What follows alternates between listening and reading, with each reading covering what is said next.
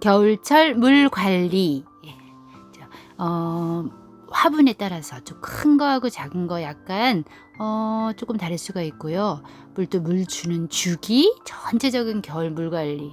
또 통통한데 물을 계속 줘도 되는지, 너무 말랐는데 물을 안 주고 있는지, 그런 거. 또 살짝 주는데도 좀 막 뒤로 넘어가고 못 자라고 그런 것들 있잖아요. 그래서 겨울 물 관리 제가 하는 방법 조금 이렇게 편안하게 오늘 소개시켜 드릴게요.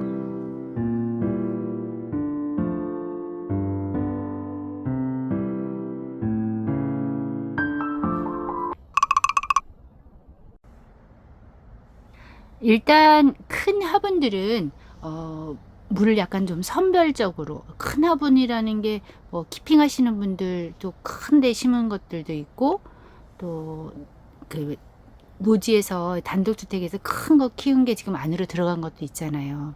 그런 거는 일단 크면은 물을 줘서 빨리 마르지가 않아요. 예, 그러면은 금방 또 이렇게 얼굴이 망가질 수가 있으니까, 큰 화분들은 너무 말랐다, 안에까지 너무 말랐다 하면 줘도 되는데, 큰 화분들은 오랫동안 물을 안 줘도 조금 괜찮은 건 있어요.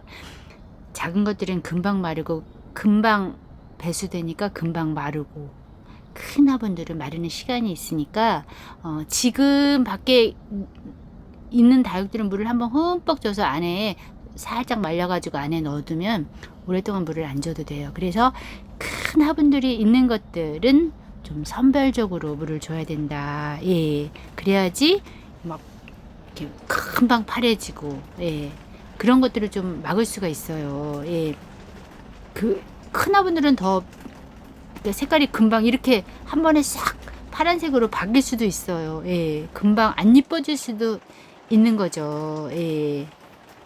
그래서 이렇게 한 번 물 줬다가 이렇게 금방 파래질 수도 있고 그러니까 큰 화분들은 좀 선별적으로 주셔야 돼요. 예. 그래야지 그걸 조금 더 유지를 할 수가 있더라고요. 예. 선별적으로.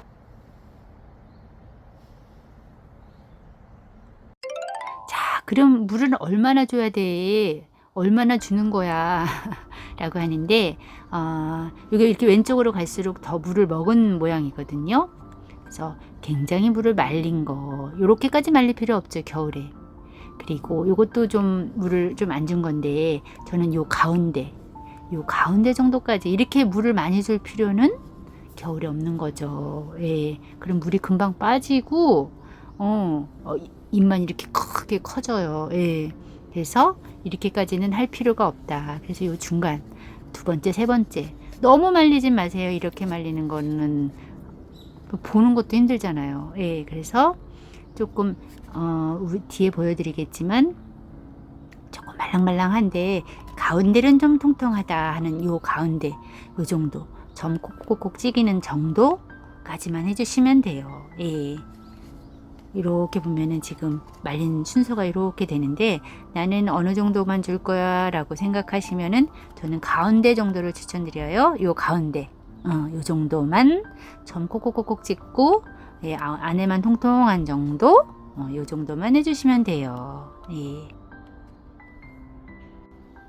그래서 심어 놓은 걸 보면은 원래 창도 그렇고 이렇게 수분이 많은 것들은 더 많이 말리셔도 되는데, 이런 것도 이제 한 보름 한 달 정도 되면은, 보름 정도 되면 좀 말라가기 시작하거든요. 근데 겉잎이 힘이 없이 축축축 늘어져. 그래도 괜찮아요. 죽지 않아요. 근데 안에가 동실동실하고 짱짱하다는 그 보는 느낌 있거든요. 그거면 돼요. 예, 그거면은 안에서 저 살아 있어요, 저 건강해요, 예, 그거거든요. 예, 그래서 요 안에만 통통하다 그러면은 겉엔 말라도 괜찮아요. 예, 그러면은 약간 이렇게 안으로 오므라들거든요. 매주 금요일은 유튜브로 화분 영상이 업데이트 있어요. 예, 네이버에는 항상 올라가 있고요. 그 겨울에도 분갈이를 해도 되긴 하는데, 겉에 이게 번들번들한 유학이 너무 두껍게 들어간 거 있어요. 거기 그 들어간 것들은 밑에 뺄게 배수가 안 돼요. 통풍이 안 되는 거죠. 그런 것들은 물을 좀 더 안 주거나 아니면 밑에 배수층을 좀 많이 깔아 주셔야 돼. 예, 그래야지 좀 쭉쭉 내려가게. 안에 이렇게 조금 번들번들한 것들은 이쪽으로 물이 그릇 같은 유학이기 때문에 밖으로 이렇게 바람이 안 들어가잖아요. 이렇게 안으로 들어가지 못하잖아요. 밑으로만 하니까 조금 덜 말라요. 수분이 좀 갖고 있죠. 그러면 후짜랄 수도 있어요. 그럴 때는 배수층을 꼭 깔아주셔야 돼요. 빨리 마르게. 그리고 내가 있을 때 좀 작은 화분들 있잖아요. 작은 화분들은 진짜 빨리 말라요. 작은 화분들은 말리라고 그래가지고 막 너무 버석버석 할 때까지 말리면 안 되죠. 예. 작은 화분들은 물을 주면 금방 마르니까 마르면은 적당하게 안에가 조금 말랐다 그러면 물을 주셔도 돼요. 물을 줘도 또 금방 내려가고 금방 마르고.